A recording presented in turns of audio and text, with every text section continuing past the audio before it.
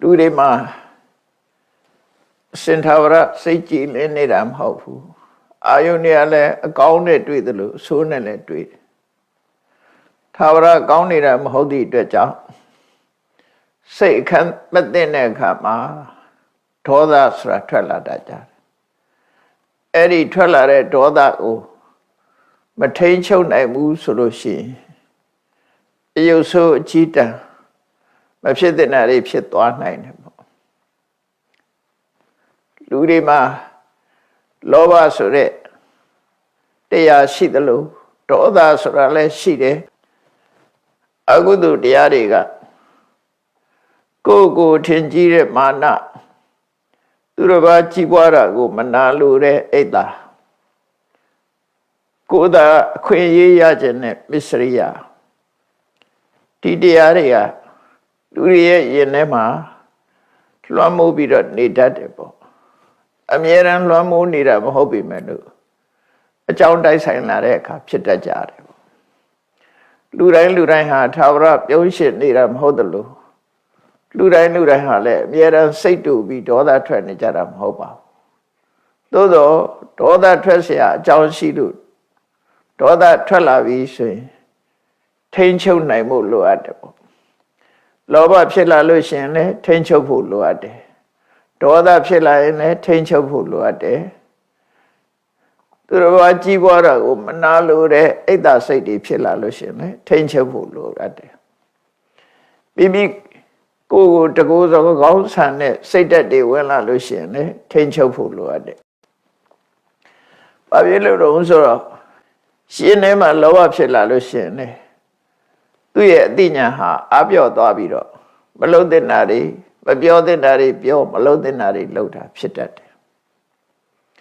ရှင်ထဲမှာဒေါသလွှမ်းမိုးလာလို့ရှိရင်လည်းစဉ်းစားဉာဏ်ပျောက်ကွယ်သွားပြီးတော့မပြောတဲ့နာတွေပြောမိတယ်မလုံးတဲ့နာတွေလုံးမိတယ်မမရွေးနေကိုဖြစ်စေတတ်တယ်အဲ့ဒီလောဘဒေါသမောဟဆိုတဲ့ကိလေသာတရားဆိုးတွေကိုယ်ရင်ထဲမှာလွှမ်းမိုးမိနေပြီဆိုလို့ရှိရင်အသိဉာဏ်ပျောက်ကွယ်သွားပြီမပြောတဲ့စကားတွေပြောမိတယ်မလုပ်တဲ့အလုပ်တွေကိုလုပ်မိတယ်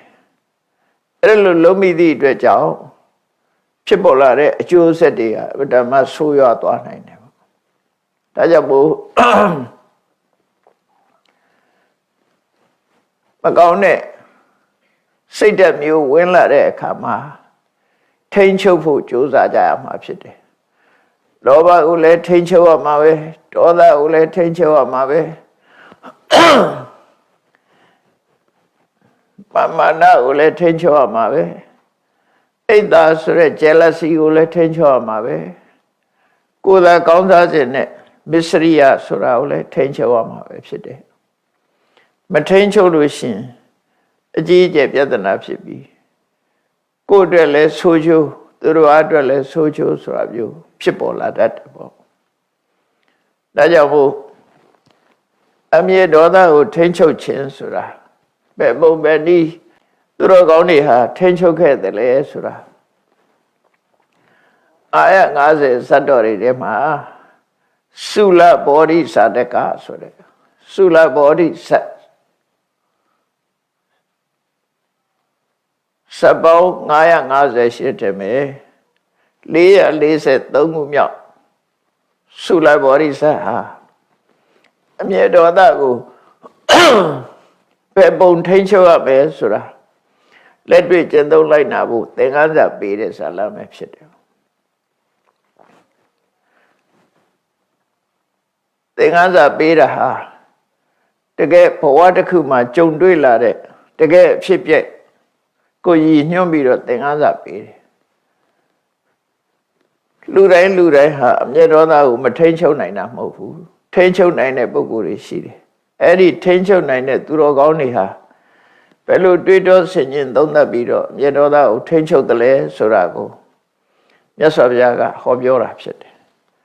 ဘာကြောင့်ဒီဇာလံကိုဟောပြောတာတော့ဆိုတော့မြတ်စွာဘုရားစေတော်ကျောင်းမှာနေတဲ့အခါမှာ သာသနာပေါင်းဝင်ရောက်ပြီးတော့ယဟန်ပြုလာတဲ့ယဟန်တော်တစ်ပါးဟာပင်ကိုယ်စေရအရာဒေါသအမတန်ကြီးတယ်ထိကတဲ့ဆိုဒေါသဖြစ်တတ်တယ်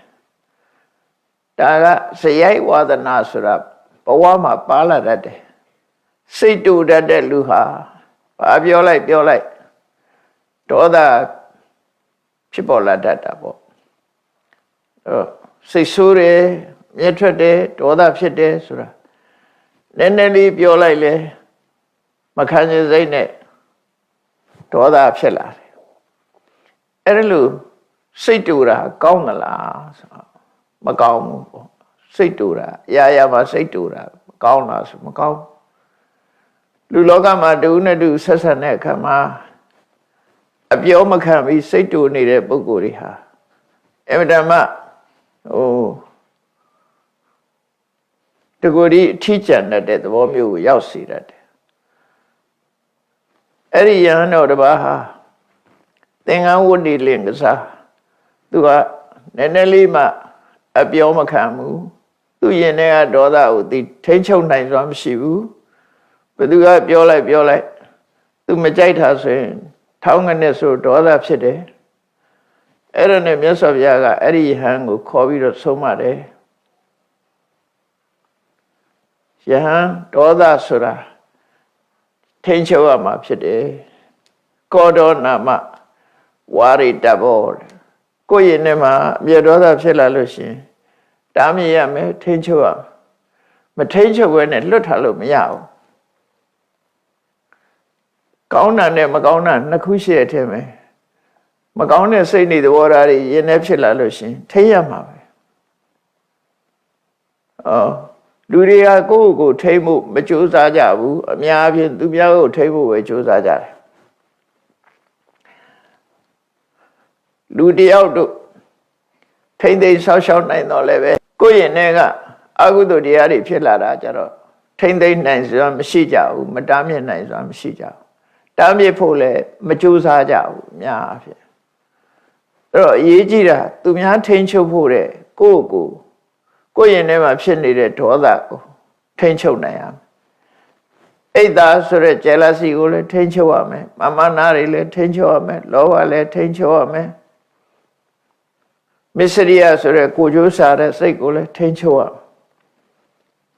အဲ့တော့ဒီယဟန်ဟာသူ့ရဲ့အကျင့်စရိုက်က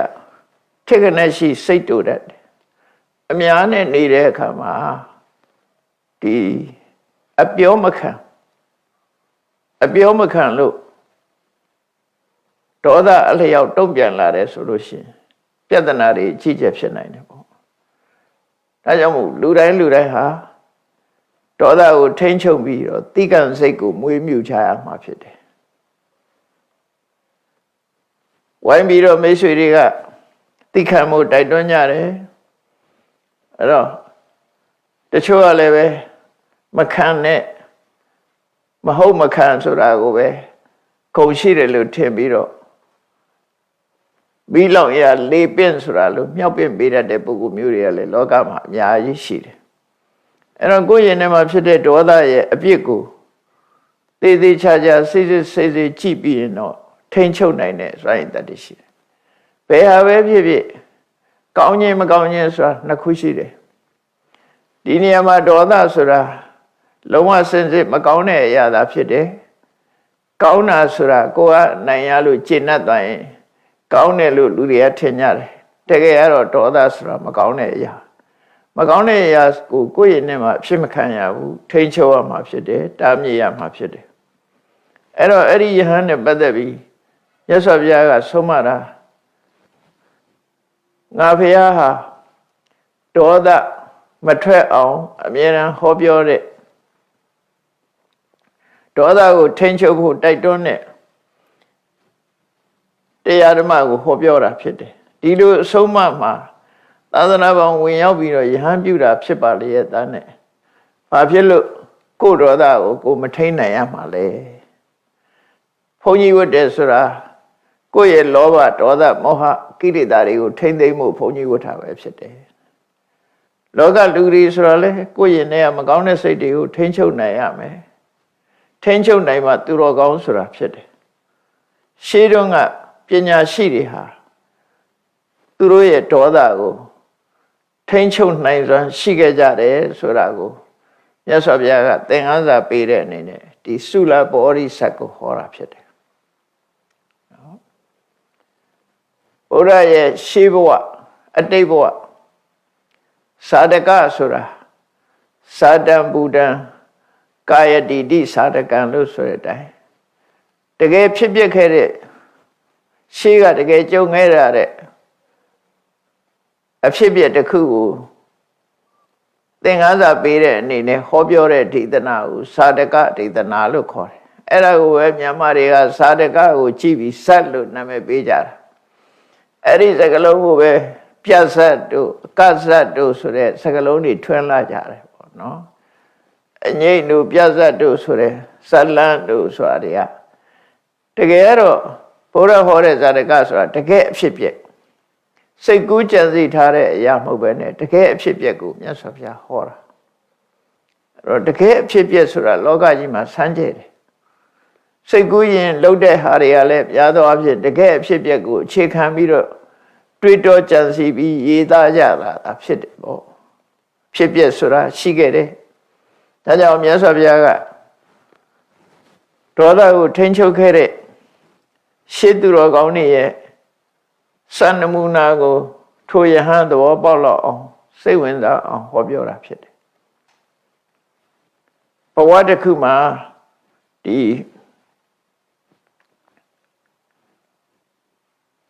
ဖျားလောင်းကကာတိတိကုန်းမှာချမ်းသာကြွယ်ဝတဲ့ပြမနာတစ်မျိုးရဲ့သားပြမနာတူရဲ့သားလာဖြစ်တယ်နော်သူဟာပြမနာတမျိုးတူရဲ့သားလာဖြစ်တဲ့အခါမှာသူ့ပဲဘွားကလာတာတော့ဆိုအဲ့ဒီဘွားမရောက်ခင်ကသူကပြမဖြစ်ခဲ့တယ်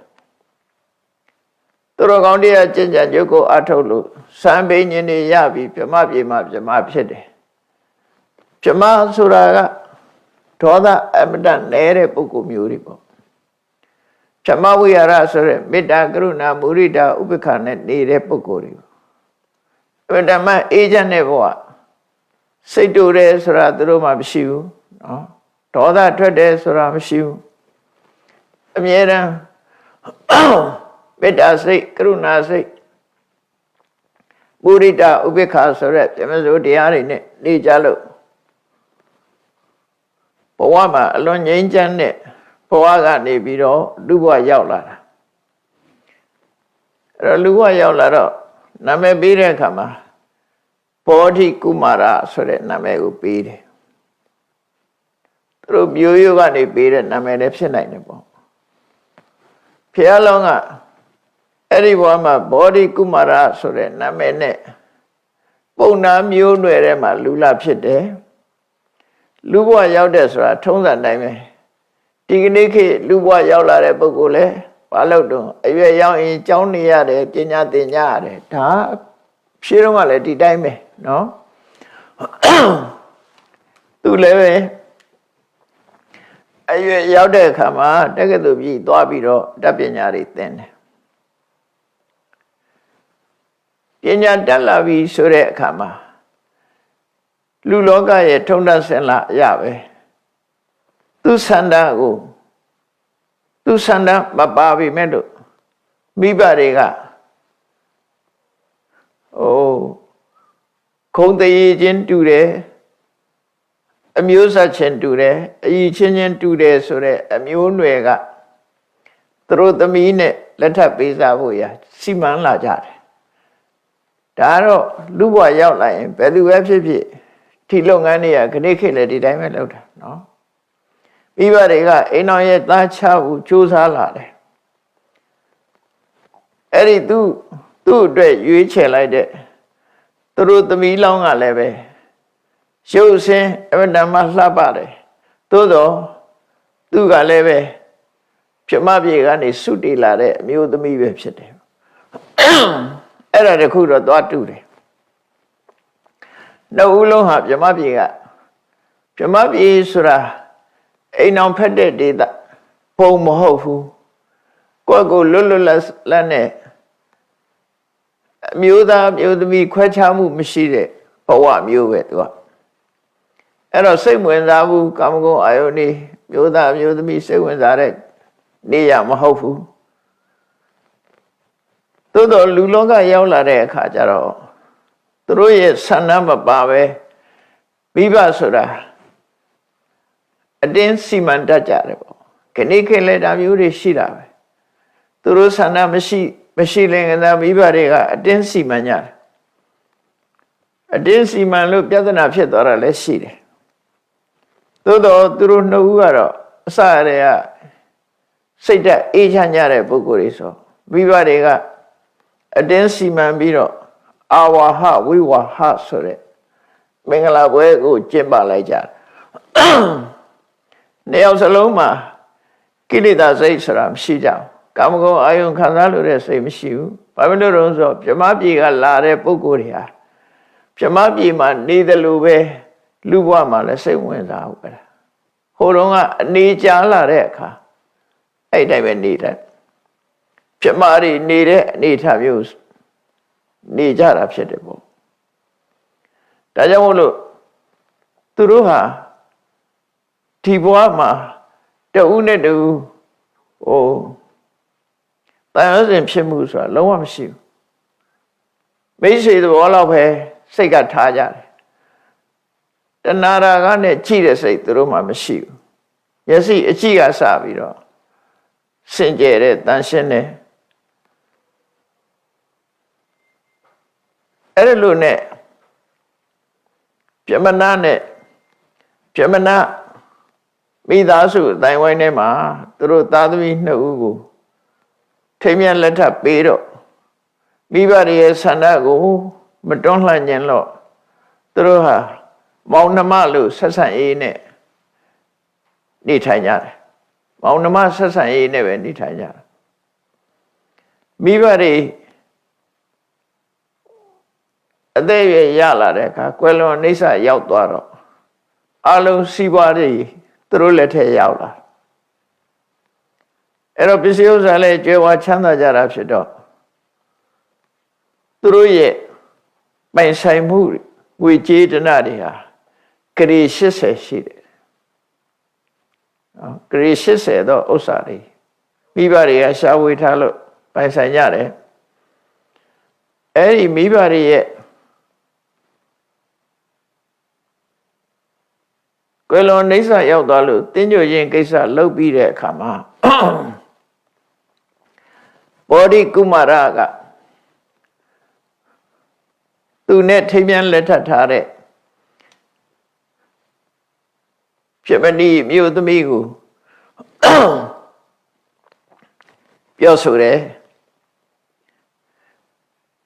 ဒီနေ့ကစပြီးတော့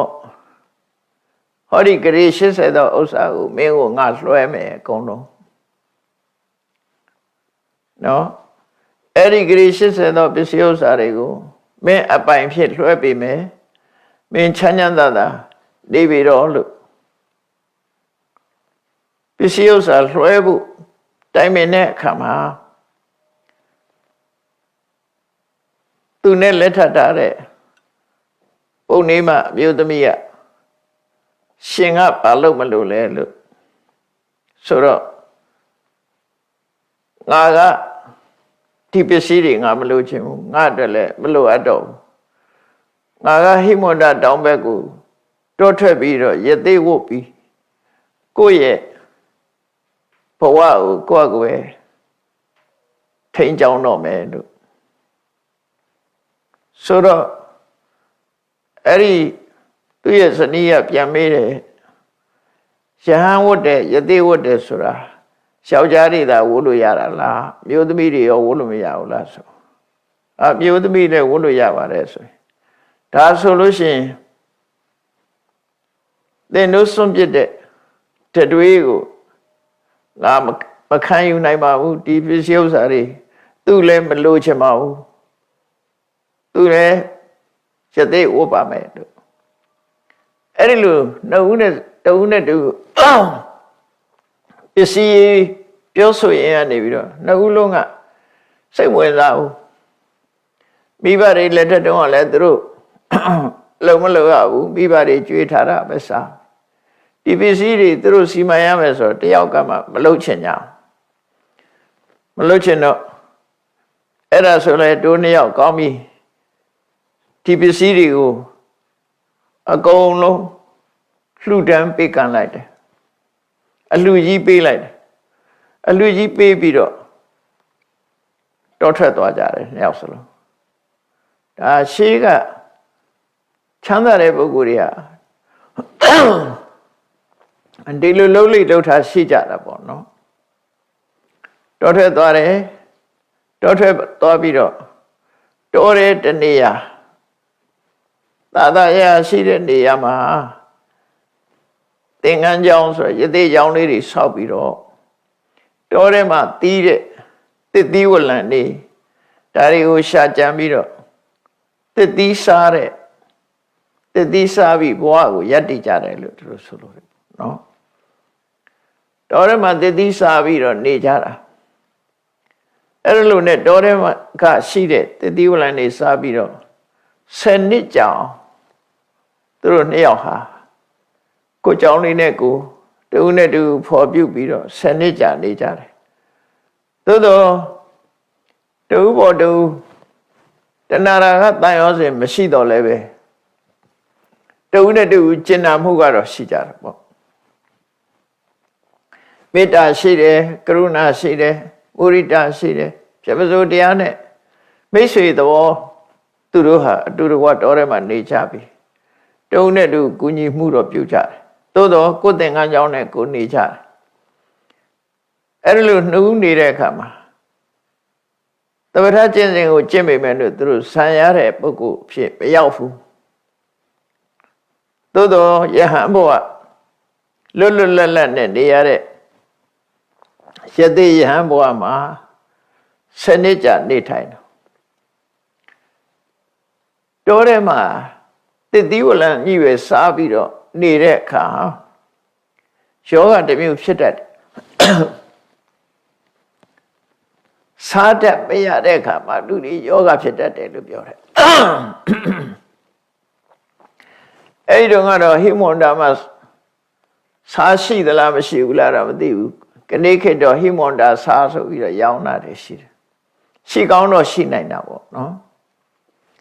သို့တော့တော့ရသေးတွေဟာတည်တည်တည်ရစားပြီးတော့တချို့တည်းရတွေကြတော့ပြုတ်စားမှာပေါ့လေအဲ့လိုနဲ့အသက်ရှင်နေတဲ့အခါစားမပါတဲ့အစားအစာတွေစားရပါများတဲ့အခါမှာယောဂတစ်မျိုးဖြစ်တတ်တယ်တဲ့ကျုံလီဖြော့တော့တဲ့ယောဂမျိုးတွေအဲ့ဒီယောဂမျိုးတွေဖြစ်လာတဲ့အခါမှာသူတို့ဟာလူတွေနေတဲ့မြို့တွေရွာတွေဘက်ကိုလာပြီးတော့စားနဲ့ချက်တဲ့စားပါတဲ့ဟင်းတွေကိုစားပြီးတော့ကိုယ်ကျမ်းမာရေးကိုပြန်ပြီးတော့တိဆောက်ကြရတယ်လို့ဆိုတယ်ဗမာပြည်မှာလည်းတစ်သီးစားကျင့်တဲ့ပုဂ္ဂိုလ်တွေကြားဘူးတယ်ဘယ်လောက်ထိအောင်တစ်သီးစားပြီးတော့နေနိုင်တယ်လဲဆိုတာတော့မသိဘူးလုံးဝစားမစားပဲနဲ့တစ်သီးကိုသာစားပြီးနေလို့ရှိရင်ဘာဖြစ်လာမလဲဆိုတာဒီအာဟာရဓာတ်နဲ့ပတ်သက်တဲ့ဆရာဝန်တွေတော့သိကောင်းသိလိမ့်မယ်စာထဲမှာတော့လောနံဘိလသေဝနထာယဆိုတာချင်းစားမိဝဲခြင်းကြုံအချင်းတို့စားတို့ဆိုတာလိုအပ်တယ်လို့ဆိုတယ်ခန္ဓာကိုယ်ရဲ့လိုအပ်ချက်တွေအဲ့ဒီလိုအပ်ချက်တွေကြောင့်ဟိမွန်တာကနေပြီးတော့ထွက်လာတယ်ဒါကအကြောင်းတစ်ခုတော့ဖြစ်လိမ့်မယ်ဟိမွန်တာဒေသဆိုတာနောက်အကြောင်းတစ်ခုကဟိမွန်တာဒေသဆိုတာဆောင်းရသည်မှာလည်းလွန်အေးတယ်ဆောင်းရသည်မှာလွန်အေးသည့်အတွက်ကြောင့်ဆောင်းရသည်မှာဆောင်းခိုဖို့အတွက်လူတွေနေတဲ့မြို့တွေရွာတွေဘက်ကိုဆင်းလာတာလည်းဖြစ်နိုင်တယ်။ဘာဖြစ်လို့တော့ဆိုကနေ့ခေတ်မှာဆိုလို့ရှိရင်တိဘက်ဒေသမှာနေကြတဲ့တိဘက်လူမျိုးတွေအခုအိန္ဒိယမြောက်ပိုင်းမှာလက်ဒတ်ဆိုတဲ့ပြည်နယ်မှာနေကြတဲ့တိဘက်တွေဟာ ဆောင်းရသည်ဆိုလို့ရှိရင်ဗာရာဏသီမြို့ဘက်ကိုဆင်းလာကြတယ်ဆောင်းရသည်ဆိုရင်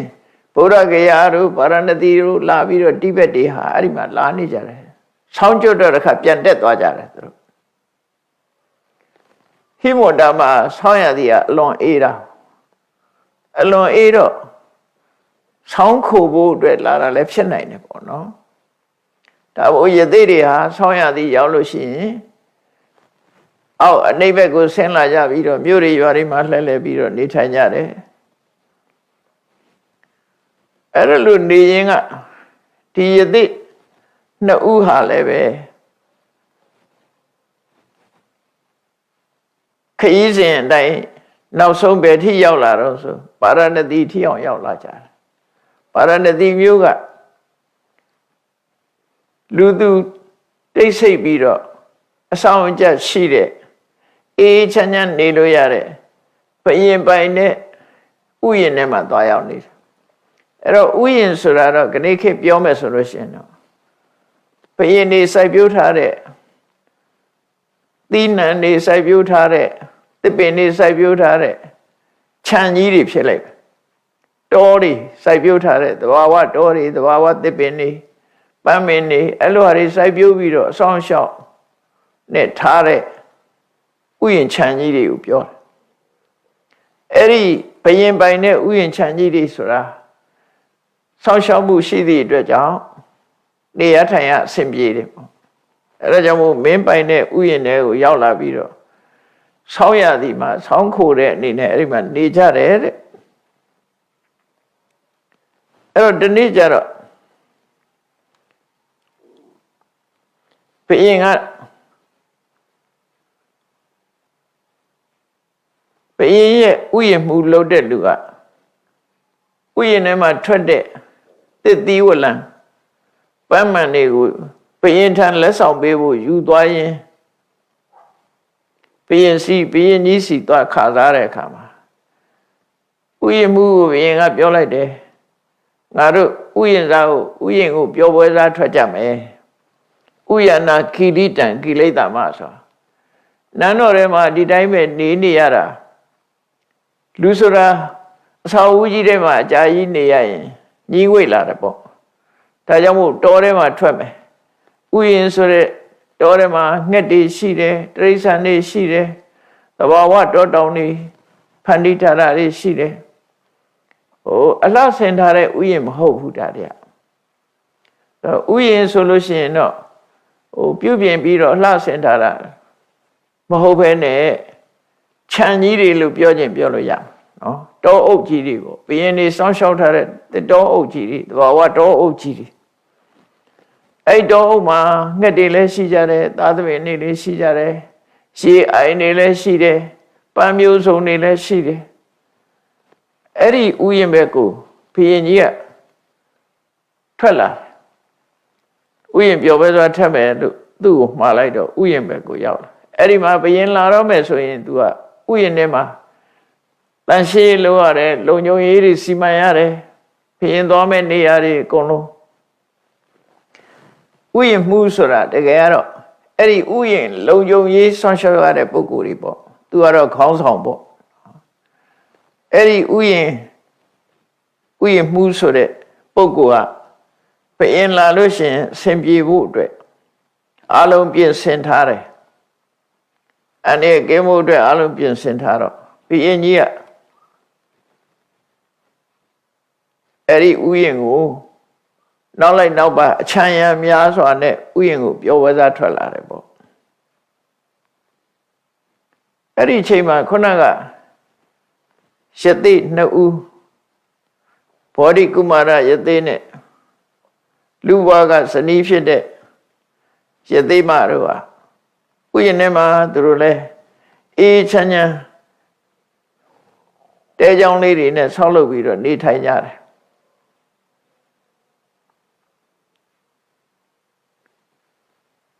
အဲ့လိုနေတာကိုဘုရင်ကြီးကဥယျာဉ်ထဲမှာသူလှက်ပတ်ကြည့်ရင်ကနေပြီးတော့ယသိကျောင်းနေဘက်ကိုရောက်သွားတယ်ယသိနှစ်ဦးဟာတဲကြောင်လေးတွေနဲ့တဲကြောင်ဆိုတာတော့နေဖြစ်ုံလေးဆောက်ထားတဲ့ဟာတွေဖြစ်ပါလေ ကာယံအိန္ဒိယမှာဆိုတဲပုတ်ကလေးတွေနဲ့နေတဲ့လူတွေအများကြီးရှိတယ်သူတို့လည်းနေဖြစ်ယုံအမိုးကာလေးနဲ့ဆောက်ထားတာလေတန်တန်ပြတ်ပြတ်နဲ့လှဲကျင်းပြီးတော့တစ်ပင်ဒီမှာတဲလေးနှလုံးနဲ့နေထိုင်တဲ့ယသိတွေဘုရင်ကြီးကဥယျာဉ်နဲ့လှက်ပတ်ရင်ကြည့်တော့အကြည့်တော့ဒီဥယျာဉ်ထဲမှာနေတဲ့ယသိမလေးကအသက်အရွယ်ကလည်းဒီလောက်အကြီးအရွယ်ရှိသေးတယ်ပေါ့နော်အရွယ်ရှိသေးတယ်ပင်ကိုယ်ကလည်းပဲရုပ်ဆင်းကအမတမလှပတယ်သူပြမပြေကလာတာဆိုရုပ်ကလည်းတန့်တယ်လှလည်းလှတယ်ယသိဝလေးနဲ့ဆိုပို့ပြီးတော့ကြည့်ကောင်းတယ်လို့ပြောမှာပေါ့နော်အဲ့တော့ဘုရင်ကြီးကသူ့လည်းတွေးလိုက်ရောဘုရင်ဆိုတဲ့ပုဂ္ဂိုလ်မျိုးတွေကစိတ်ကိုလွတ်ထားတဲ့ပုဂ္ဂိုလ်တွေလေစိတ်ကိုလွတ်ထားတာလိုချင်စရာရှိရင်လည်းလိုချင်တယ်စိတ်ဆိုးစရာရှိရင်လည်းစိတ်ဆိုးတယ်မာမနာရီကြီးတယ်ဘုရင်ဆိုတဲ့ပုဂ္ဂိုလ်ကကိုယ့်ကိုထိန်းချုပ်မှုမရှိကြမရှိတော့သူစိတ်แท้ထင်တာလုပ်တဲ့သူတွေပေါ့သူ့ကိုအုပ်ချုပ်မဲ့လူမရှိတော့အဲ့တော့ယသိမလေးကိုမြင်တဲ့အခါမှာ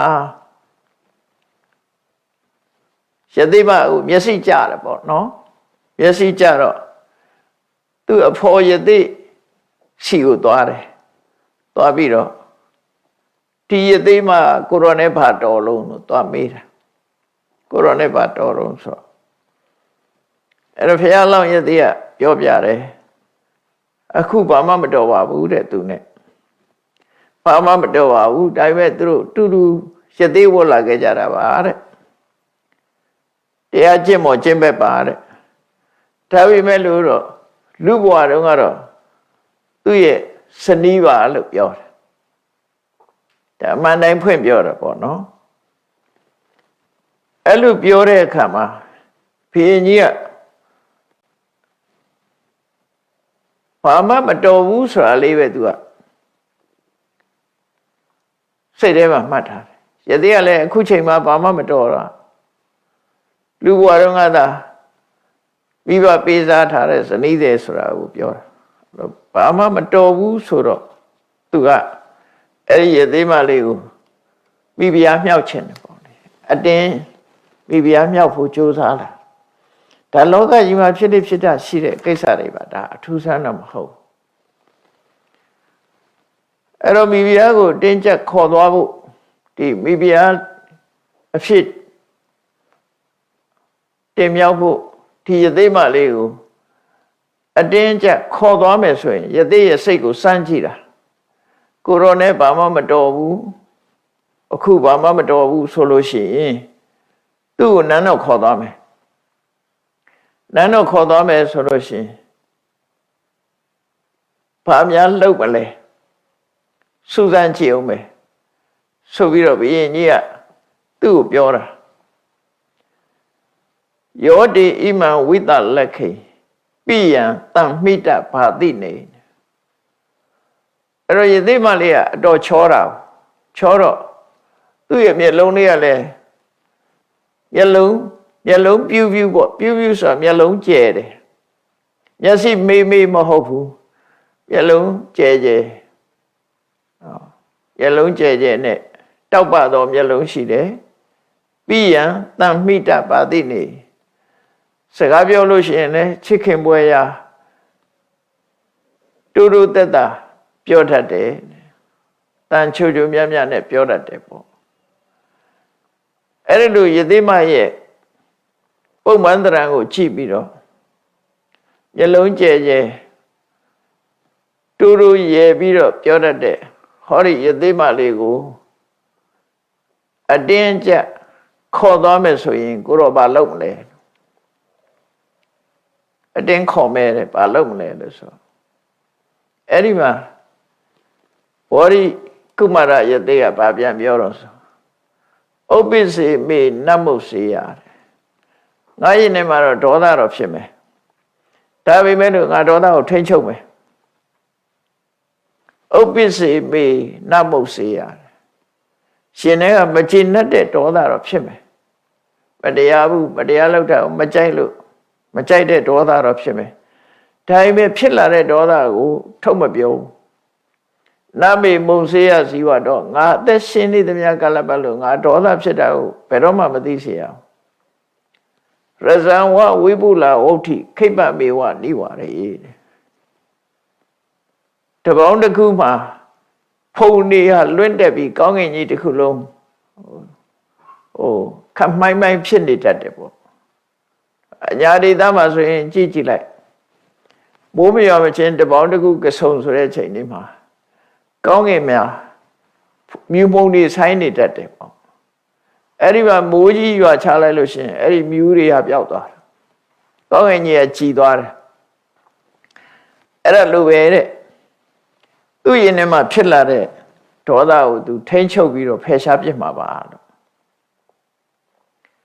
ရှင်တွေကဒေါသဖြစ်လာမဲ့ဆိုရင်ဘယ်တော့မှအပြင်ကိုမထွက်စေရဘူးနော်ငါအသက်ရှင်သမျှကာလပတ်လုံးငါဒေါသအပြင်ကိုမထွက်စေရဘူးရင်ထဲမှာဒေါသမဖြစ်ဘူးလို့တော့မပြောဘူးသူဖြစ်မယ်အေးမိုးကြီးရွာချလိုက်တဲ့အခါမှာလွင့်နေတဲ့မြူမုံတွေပျောက်ကွယ်သွားသလိုပဲငါရင်ထဲမှာဖြစ်လာတဲ့ဒေါသဟာမိုးရွာချလိုက်သလိုပျောက်ကွယ်သွားမှာပဲဖြစ်တယ်လို့ယသိကအဲ့လိုပြောပြီးတော့သူကရဲရဲဝံ့အဲ့လိုဘယင်ကိုပြန်ပြီးတော့ပြောလိုက်တဲ့အခါမှာဒီလိုယသိကပြောတာကိုဘယင်ကြီးကနားလဲဖို့တော့ကောင်းတယ်ပေါ့သို့တော့နားမလဲဘူးသူ့ရင်ထဲကဒီယသိမအပေါ်မှာဆွဲလန်းနေတဲ့စိတ်ကြောင့်မို့လို့သူ့စိတ်ကိုသူမတားမြင်နိုင်တဲ့အခါအမတ်တယောက်ကိုမိတ်ပေးလိုက်တယ်ဒီယသိမကိုနန်းတော့ခေါ်သွားလိုက်ဆိုပြီးတော့အတင်းဆွဲခေါ်ခိုင်းနော်အဲ့တော့ယသိမလေးအတင်းဆွဲပြီးတော့ခေါ်သွားကြတယ်နန်းတော့ခေါ်သွားတယ်အဲ့တော့ယသိမအဓမ္မောလောကေဝတ္တတိအာယုတံသူဘာပြောတော့ဆိုအေးလောကကြီးမှာမတရားမှုတွေတော့ဖြစ်နေပြီမလုံးတဲ့အလုပ်တွေလုပ်နေကြပြီလို့ဆိုပြီးအော်ဟစ်ငိုကြွေးတယ်သူကနော်ငိုရုံပဲသူငိုနိုင်တယ်ပေါ့မတရားဘူးဆိုတာတော့ပဲပြောပြီးတော့အဲ့ဒါလို့မင်းမှုရန်တွေကနန်းတော်ထီအောင်သူ့ကိုခေါ်သွားကြတယ်ဖះလောင်းကတော့အဲ့ဒီအချိန်မှာသူကဘောဓိကုမာရယသိကတော့ခေါ်သွားတဲ့အခါမှာတစ်ချက်ပဲလှမ်းကြည့်လိုက်ပြီးနောက်ထပ်ငုံပြီးတော့သူသင်္ကန်းပဲသူချုပ်နေတယ်ယသိဝတ်စုံကိုချုပ်နေတယ်အဲ့နဲ့ချုပ်ရတယ်ပေါ့သူတို့နောက်ထပ်မကြည့်တော့သူတို့ခေါ်သွားတာကိုသူကဘာမှဝင်မပြောဘူးဒီတိုင်းပဲနေလိုက်တယ်ဘုရင်ကလည်းပဲအဲ့ဒီနန်းတော်ကိုအတင်းကျပ်ခေါ်ခိုင်းသွားပြီးတော့အခန်းတစ်ခန်းထဲမှာလှောင်ထားလိုက်တယ်လှောင်ထားပြီးတော့အမျိုးမျိုးဖြာရောင်သေးဆောင်တယ်ပေါ့မိဖုရားမြောက်မဲ့အကြောင်းတွေပြောတဲ့အခါမှာ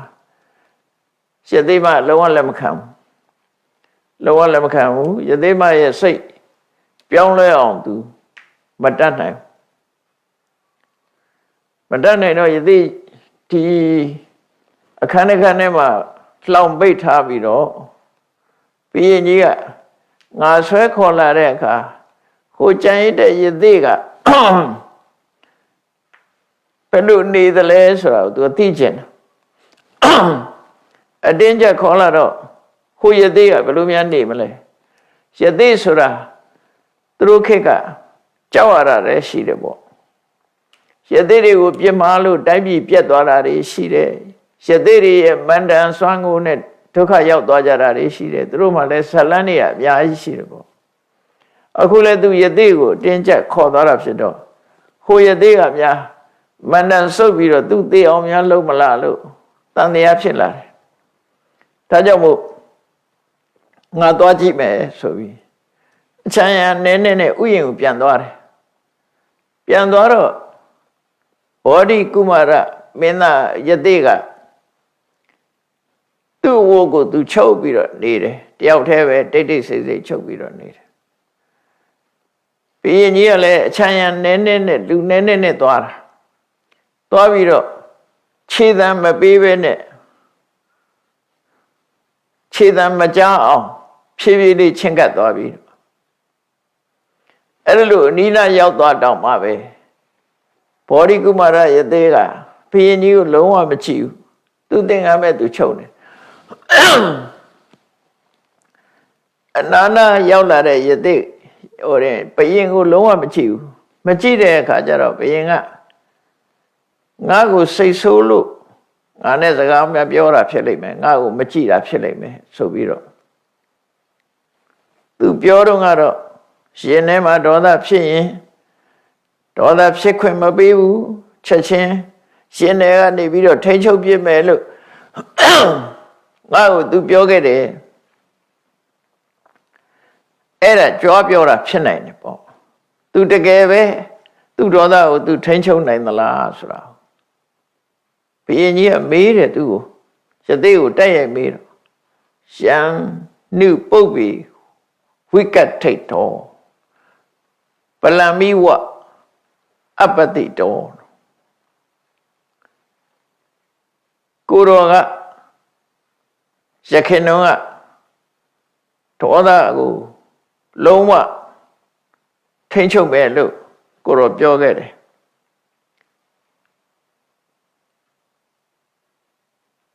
တကယ်ကိုအင်အားပေါ်မှာအမိပြုပြီးတော့ကိုရောထိန်းချုပ်တယ်လို့ပြောတယ်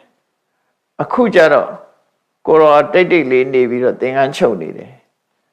ကိုယ်စိတ်ကိုမထိန်းနိုင်လို့ဒီလိုလုပ်နေတာလားလို့ဘုရင်ကြီးကပြောတဲ့အခါမှာ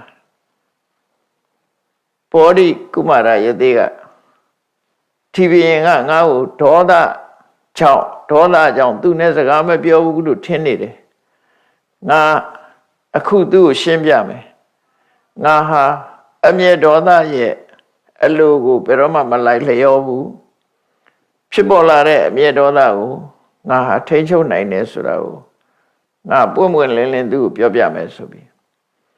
ဥပ္ပစ္စည်းမေနမုတ်စိတ်ထားရှင်မင်းကြီးကျွန်ုပ်ရဲ့နဲ့မှာအမျက်ဒေါသမဖြစ်တာမဟုတ်ဘူးဖြစ်တယ်ဒါပေမဲ့လို့ကျွန်ုပ်လုံးဝထိန်းချုပ်တာနမေမုစိတ်တစီဝတော့အသက်ရှင်ရဲ့ဒီဒေါသအပြင်ထွက်လာမှာမဟုတ်ဘူးရဇံဝဝိပုလာဟုတ်တိခိဗ္ဗမေဝနိဝရေလွင့်ပြန်နေတဲ့မြူမုံတွေကိုမိုးရွာချလိုက်တဲ့အခါချက်ချင်းကြီးမြူမုံတွေပျောက်ကွယ်သွားသလိုငါရင်ထဲမှာဖြစ်လာတဲ့ဒေါသတွေကိုငါချက်ချင်းကြီး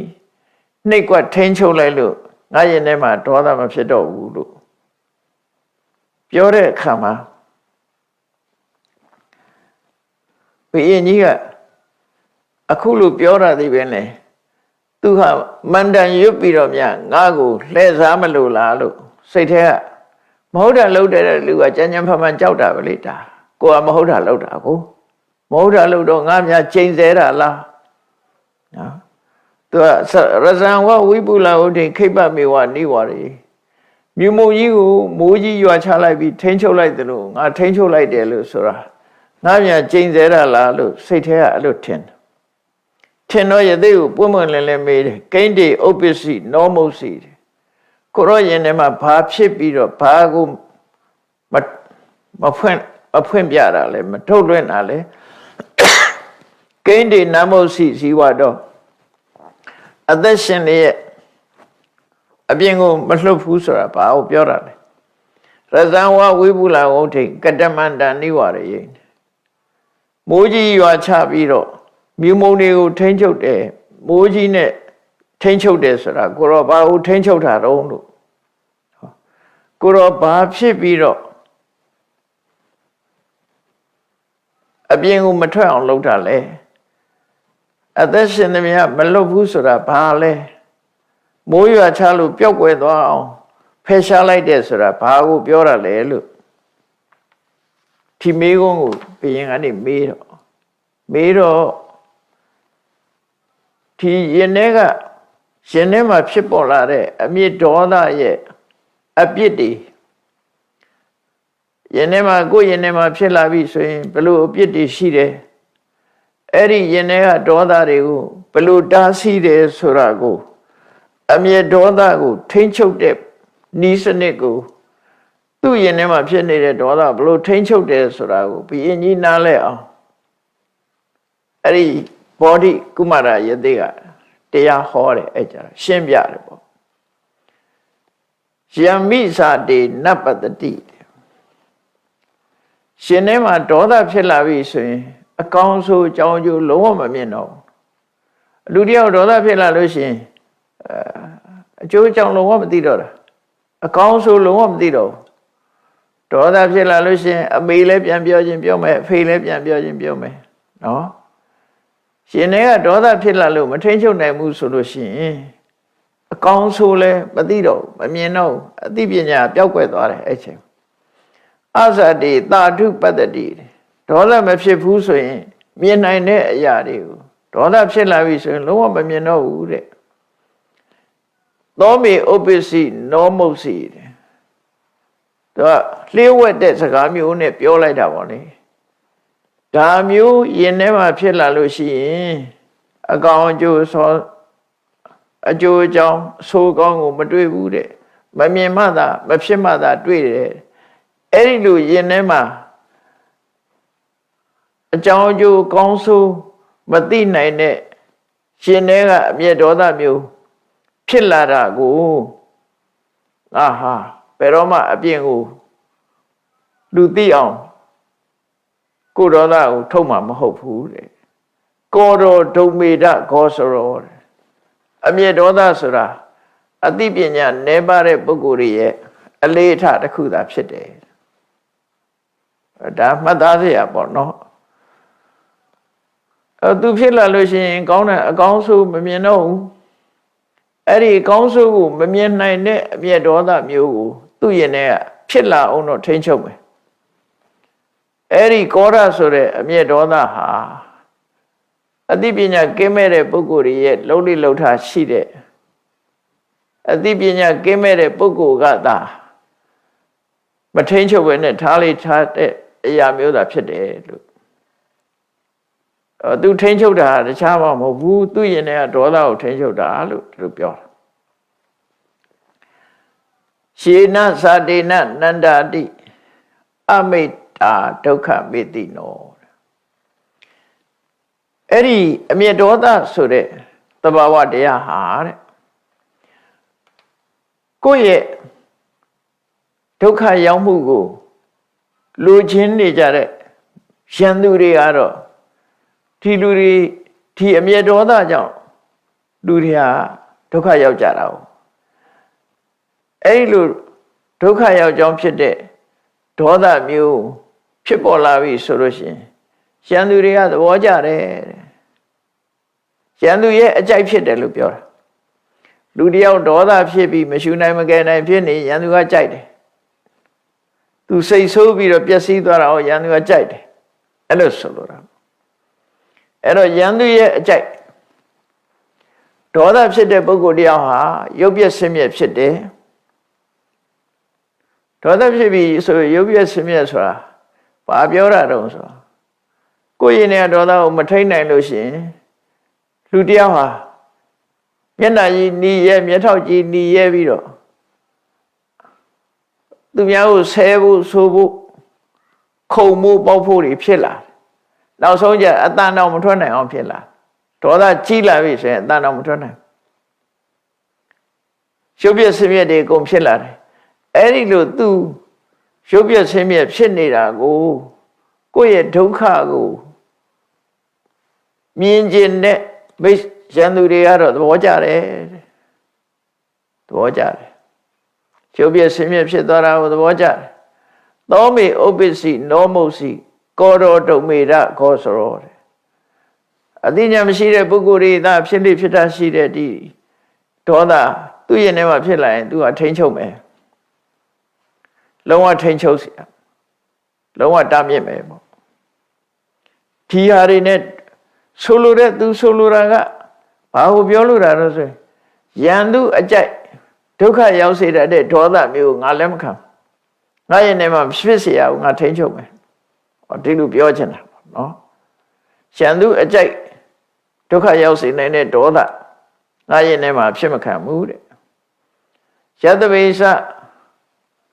Saya Manabi, the Data Navabusati. The Logama Doda so that the Apsela Lushi, Kujusiwa let Namlero. Erelu Kujusiwa Doma, Matinai on Flamu Chiso Biro, go Doka Pira de Doda Mu, Koyanema Psela Lushi. Long what that can be the Tama Mohu, Chechen Nequa Biro, Dasi Pimapi. That Doda a bit beyond it. Senega mia doda riha, go beyond Biro Doka Pima Pede. Siena Vibu do good lanza hadid. Doda Lomu Kayaloshi, second along only a Piauare. But the website, Doda Lomu Kane, Sema, Kudusam, Psedo. Doda Pseni, Kudusam, Psedo. I would do say the website. Pregami Wibulan Sabi at below. Chimare Josiba Fisi, Doda Pela Lucian, social noir. A combio lulemia. A changer of Lama Bione, to do your malam count, Doda Chini Lucian. Josiba, Conoso Donane. La Bima de no Blawa Pamati. Chausia gone on. The Doda de Cupilla Lucian, people are a sway body, a Chausia gone loaded. Anita City Bowari Lupilare. Party don't say, Toda Pilla Lucian, my building is a gari lepiome, my bio yere is a gas solemn, my low yera solemn. A go no bio yere, go no low yere. No? A shes or a little one machine. Elusulu. Era obiora, Pima de no Blawa Pamati. Do a account la reca, Lucy good, long mood happy. Mama. Mabio era machine. Malo era shoes of Shilla. Doda the body, no? Goro Maharaja Nami Abosata. Eri Yenea Doda, Pedoma Abiengo Tobia Mam Hofu Solo. Do Yenema Neon Loma. Abiengo Trusty Mam Hofu, look be Mam Hofu. Goroda or Bien Trip, look be Lucian, Luti Dorley. Say so that Ludita. I be in Tobia, say so that Ludita. Eddie Ludita Macamulo solo. Toda Sura, to ascend in Della. But Mazo, Toda Psela we say, Yenejo Tendor. Yenejo Tendor, Dapatama. Eddie chain name of Matana and Lucian, Pazaga Lolo Psela. And Matana moves away, Sebo Piena. Janana is a gabio pillar. Anyone Matela who's Roshi, Shaibo Nepo pillar. Ella Matana who's in Lenek I may say Yama. Now so do Miamaloa who's in go that day. Toda send like Boguela, so that what they are pure. No, send like Boguela. But I may, when the Jordan Dora is like that, but Tamu solution, I don't know. Say, can they be sudden, Jandan la viro? Le palare, do palare, lenedy palare, elupsilare. Erago solure, Godo Maharaja Nami Amosata. Erelu appear Gila, Doda Diao, do a tencho me, Beroma, a being Umatrasiabu. So we wrote the Amiadoda, a bigu, Shishin Libiora, Kata the May. Mata Manatame Power Gona Masayadi. Shirunga Mia Beani Ya Lelusro. The Dana Chongu, Boya. Mavis the Dana Chong, Choni the Dana Chongu. Nana people deca, Bula. Bula Vido meet out. No, the Dana Chong. Don't me lowness or I depend here to be a native in late deca putter. Put there, Kama, a pula video me louder, but you are not sure of who don't achieve them. Don't be lowness, Kabama could do the thing each other. Every time I change your cat, no? A Lubima, the Mure, you are a Milone Kajaro. Show me less she gone shin. Show the do machine, wire shop or can they cake out. Follow me loud, wire shop you look. No? ဝါယာရှော့ဖြစ်ရင်လည်းဝါယာကိုလောင်သွားမှာပဲတစ်သားနှစ်ချောင်းပုတ်လို့မီးဖြစ်လာလို့ရှိရင်လည်းအဲ့ဒီပုတ်လို့မီးထွက်လာလို့ရှိရင်အဲ့ဒီမီးကအဲ့တစ်သားနှစ်ချောင်းကိုပြန်လောင်ပစ်တာပဲရှေးခေတ်ကမီးရဖို့အတွက်အခုလိုရမ်းနေပါလိမ့်မရှိသည့်အတွက်ကြောင့်တစ်သားနှစ်ချောင်းကိုပွတ်ရတယ်တောထဲမှာသဘာဝသစ်ပင်တွေကတစ်ခုနဲ့တစ်ခုအကိုင်းတွေရှက်ပြီးတော့နေတယ်လေအားတိုက်တဲ့အခါမှာလူပွတ်နေတယ်လို့ပဲတစ်ကိုင်းနှစ်ခုကကပ်ပြီးတော့ကြီးနဲ့ပွတ်နေတဲ့အခါတခုတ်ပင်ကမီးတကြီးဆိုတာခဏနေတော့မီးတောက်ပြီးတော်လုံးလောင်သွားတာပဲအဲ့ဒါလိုပဲလူတွေရဲ့ယင်ထဲမှာဖြစ်လာတဲ့ဒေါသတရားဟာတဲ့ကိုယ်ယင်ထဲမှာဖြစ်ရင်ကိုယ်အရင်ပြန်လောက်မှာပဲဒါဒေါသရဲ့အဖြစ်ကိုပြောပြနော်ကဋ္ဌသမိမထမနတမိတစ်သားနှစ်ချောင်းကိုပုတ်လိုက်လို့ရှိရင်ပါဝကောနာမသာယတိမီးဆိုတာဖြစ်လာတယ်တဲ့တမေဝကဋ္ဌံတဟတိယတမသောသာယတိခိနိအဲ့ဒီဖြစ်ပေါ်လာတဲ့မီးဟာတဲ့သူဖြစ်ရာထင်းချောင်းကိုပဲပြန်ပြီးတော့လောင်ပစ်တယ်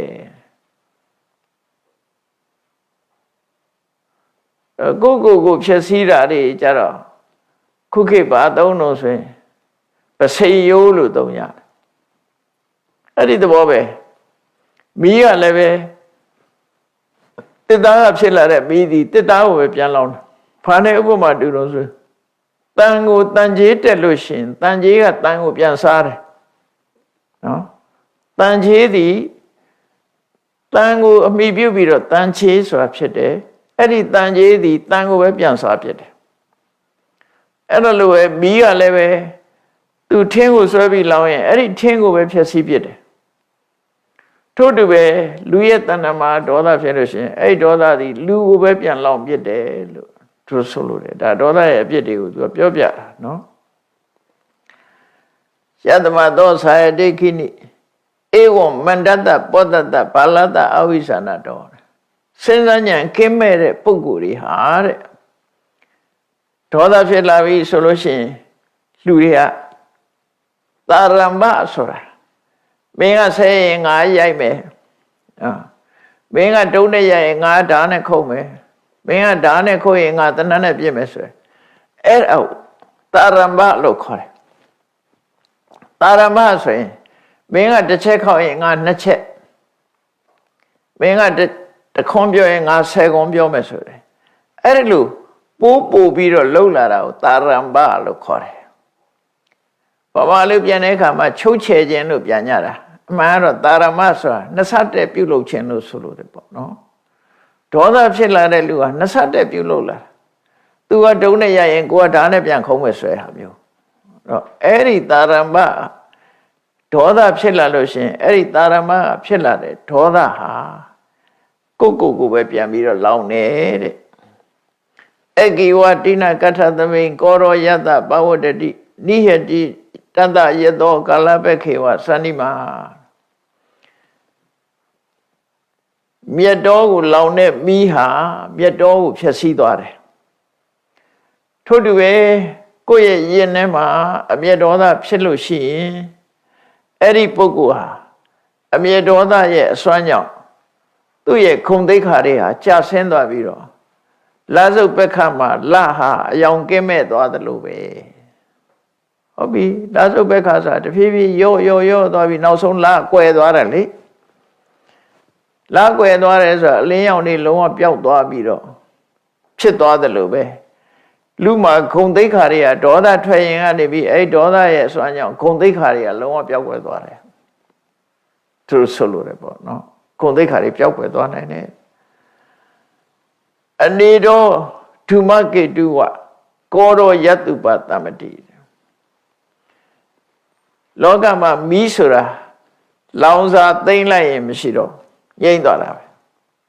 လောင်စာရှိနေသမျှတော့လောင်နေမှာပဲလောင်စာမရှိတော့ဘူးဆိုလို့ရှိရင်မီးဟာမလောင်တော့ဘူးအခိုးငွေ့ဖြစ်ပြီးတော့ပျောက်သွား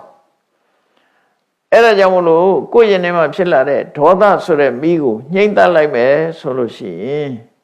ငြိမ့်သက်လိုက်နိုင်တဲ့ပုဂ္ဂိုလ်ဟာလာဇံပက္ခမှာထွက်လာတဲ့လလိုပဲတ တနေ့တနေ့ပို့ပြီးတော့တောက်ပေါင်လာတယ်တနေ့တနေ့ပို့ပြီးတော့တောက်ပလာတယ်နော်လပြည့်နေ့ရောက်သည့်ထိုင်အောင်ထိမ့်ထိမ့်လင်းနဲ့ခုံသတင်းနေနဲ့ဖြစ်ပေါ်လာသလိုပဲအဲ့ဒီပုဂ္ဂိုလ်ရဲ့ခုံသတင်းဟာဒီလာဇန်ဘက်ကမှလာဟာတနေ့ပြီးတနေ့အယောင်နေတိုးလာသလိုရဲ့ခုသူ့ရဲ့ဂုဏ်သိက္ခာတွေကတိုးလာနိုင်တယ်လို့ဒါဘောဓိကုမာရယသိကနေပြီးတော့ဘုရင်ကြီးကိုတရားဟောလိုက်တာအဲ့ဒီတရားကိုကြားနာရတဲ့အခါမှာဘုရင်ကြီးကစိတ်နှလုံးအေးချမ်းသွားပြီးတော့သူ့နောက်မှာပါတဲ့အမတ်တစ်ခုကိုအမတ်တယောက်ကိုအမိန့်ပေးလိုက်တယ်ငါတို့နန်းတော်မှာချုပ်နှောင်ထားတဲ့ရှသေမကိုပြန်ခေါ်လိုက်ခေါ်ပြီးတော့ပြန်ပြီးတော့လွှတ်ပေးလိုက်တယ်ပေါ့နော်အရှင်ဘုရားရဲ့ဒေါသရှင်ရဲ့ဒေါသကိုထိန်းချုပ်တာကိုသိရသည့်အတွက်ကြောင့်အရှင်ဘုရားရောယသိမရောဒီမှာဥယျာဉ်ထဲမှာအေးချမ်းချမ်းနေပါသူတာဝန်ယူပြီးတော့အားလုံးကိုဆောင်းလျှောက်ပေးပါမယ်လို့ဘုရင်ကြီးကကြောဝန်ချတောင်းပန်ပြီးယသိကိုရှ िख ိုးပြီးနန်းတော်ပြန်သွားတယ်အဲ့တော့ဒီဘောဓိရာဇဘောဓိကုမာရယသိနဲ့ယသိမလေးတို့ဟာရှာသက်ပံအဲ့ဒီဥယျာဉ်ထဲမှာပဲဘုရင်ကြီးရဲ့ဆောင်းလျှောက်မှုခံပြီးတော့ချမ်းချမ်းသာသာနေကြနောက်ကြတော့ယသိမလေးကသုတိမဏိကွယ်လွန်သွားတဲ့အခါကျတော့ယသိကြီးကဟိမဝန္တတောင်ကိုပြန်သွားပြီးသူတူဦးရဲ့နေတဲ့အခါမှာသမထကျင့်စဉ်ကိုကျင့်လို့သံပိညင်နေရပြမစိုးတရား၄ပါးကိုပွားများအထုတ်ပြီးသူဟာပြမပြေရောက်သွားတယ်ဒီနေရာမှာယသိမလေးတည်သွားတော့ဘယ်ရောက်တယ်ဆိုတာမပါတော့ဘူးနော်ယသိမကတော့အဲ့ဒီဥယျာဉ်ထဲမှာပဲကွယ်လွန်နေစာရောက်သွားတယ်ယသိမကွယ်လွန်ပြီးတဲ့အခါမှာယသိကြီးကဟိမဝန္တပြန်သွားတယ်အဲ့ဒီကြတော့ပြန်သွားပြီးသူတယောက်တည်းလွတ်လပ်လပ်နေပြီးတရားထုတ်တဲ့အခါမှာစံပင်ကြီးနေပြန်ရတယ်ဒီဇလန်းကိုသင်္ကန်းစာပေးတာတော့အမျက်ဒေါသကိုထိမ့်ချုပ်နီးဘယ်လိုထိမ့်ချုပ်ရမလဲအမျက်ဒေါသဘောဘယ်လိုရှုမြင်ရမလဲထိမ့်ချုပ်တယ်ဆိုတာအမျက်ဒေါသရဲ့အပြစ်ကိုဆင်ញင်သုံးသပ်တာဟာထိမ့်ချုပ်ခြင်းပဲပေါ့သွားပြီးရင်ပတ်တဲ့ရင်ထဲမှာဖြစ်နေတဲ့ဒေါသကြီးကိုဒီတိုင်းထိမ့်ချုပ်တာမဟုတ်ဘူးဒီဒေါသရဲ့အပြစ်တွေကိုဆင်ញင်လိုက်တာထိမ့်ချုပ်တာပဲမကောင်းမှုလို့သိလိုက်ရင် तू ကထိမ့်ချုပ်ပြီးသားဖြစ်သွားတယ်ကောင်းတယ်လို့သိရင်ဆက်လုပ်မှာပဲလေအဲ့တော့ဘယ်အရာပဲဖြစ်ဖြစ်ငါဒေါသထွက်တာမကောင်းဘူးဒီဒေါသအပင်ငရဲကြစေနိုင်တယ်ငါဘဝပျက်စီးစေနိုင်တယ်ဆိုတော့ဒီအတွေးတွေကဒါထိမ့်ချုပ်တဲ့အတွေးလို့ခေါ်တယ်ဟိုလိုကြီးတွေးเสียမဟုတ်ဘူးသို့မဟုတ်မေတ္တာဘာဝနာနဲ့ထိမ့်ချုပ်မယ်သိခံခြင်းဆိုတဲ့ခန္တီတရားနဲ့ထိမ့်ချုပ်မယ်ဒီအကြောင်းအရာဒေါသထွက်เสียအကြောင်းအရာကိုမေ့ထားပြီးတော့ထိမ့်ချုပ်မယ်ထိမ့်ချုပ်ပုံထိမ့်ချုပ်နည်းတွေမျိုးရှိတဲ့ထက်မယ်မေတ္တာနဲ့ထိမ့်ချုပ်တယ်အတွေးနဲ့ထိမ့်ချုပ်တယ်မှန်ကန်တဲ့တွေးတောဆင်ခြင်မှုတွေနဲ့ထိမ့်ချုပ်တယ်အဲ့တော့ငါဒါမထိမ့်လို့ရှိရင်ငါဘဝပျက်စီးလိမ့်မယ်သိရင်ငရဲရောက်လိမ့်မယ်စသဖြင့်ဒါလည်းထိမ့်ချုပ်တာအဲ့လိုအတွေးနဲ့ထိမ့်ချုပ်တယ်လူတိုင်းဟာကိုယ့်ရဲ့ထဲမှာအမျက်ဒေါသမဖြစ်ဘူးဆိုတာမရှိဘူးအကြောင်းအရာဆိုတာဖြစ်လာနိုင်တယ်ဖြစ်လာလို့ရှိရင်အခုလိုတွေးပြီးတော့ထိမ့်ချုပ်ရမှာဖြစ်တယ်ဆိုတာကိုသင်္ကန်းစာပေးလို့ရင်ဖြစ်ပါတယ်ဒီတရားကိုဟောလိုက်တဲ့ဒီသင်္ကန်းစာကိုအဓိကအကြောင်းပြုပြီးဟောတဲ့ဒေါသကြီးတတ်တဲ့ယဟန်ဟာအနာဂံအဆင့်ကိုရောက်ရှိသွားပါတယ်တဲ့အဲ့ဒီတော့ကယသိမလေးကတခြားသူမဟုတ်ဘူးတဲ့ရာဟုလမေတော်ယသောတရရဲ့ဘဝတစ်ခုသာလည်းဖြစ်တယ်ပါရဏသီဘုရင်ကတော့တခြားသူမဟုတ်ဘူးတဲ့ရှင်အနန္ဒာရဲ့အတိတ်ဘဝတစ်ခုပဲဖြစ်တယ်အဲ့ဒီဘောဓိကုမာရယသိဆိုတာတခြားသူမဟုတ်ဘူးငါရဲ့အတိတ်ဘဝပဲဖြစ်တယ်လို့မြတ်စွာဘုရားကစက်ကိုပြန်ပေါင်းပြီးတော့ဒီဇလန်းကိုထုတ်ဖော်ဟောကြားတာဖြစ်ပါတယ်တရားချက်ခင်သူတော်စင်ပြိဿပေါင်းတို့ဒီဇလန်းရဲ့အဓိကသင်္ကန်းစာပေးတာတော့အမျက်ဒေါသကိုဘယ်လိုထိန်းချုပ်ရမလဲဆိုတာကိုသင်္ကန်းစာပေးခြင်းဖြစ်လို့အကြောင်းတစ်ခုခုကြောင့်ကိုယ့်ရဲ့ထဲမှာဒေါသဖြစ်လာလို့ရှိရင်ဒ ဒီအချက်လက်တွေကိုမှတ်သားတွေးတောပြီးကိုယ့်ရဲ့ဒေါသကိုထိန်းချုပ်အောင်ထိန်းချုပ်နိုင်အောင်ကြိုးစားအားထုတ်ကြမှာဖြစ်တယ်လို့ကိုယ်စီသတိထား၍ကြိုးစားအားထုတ်နိုင်ကြပါစေကုန်သတည်း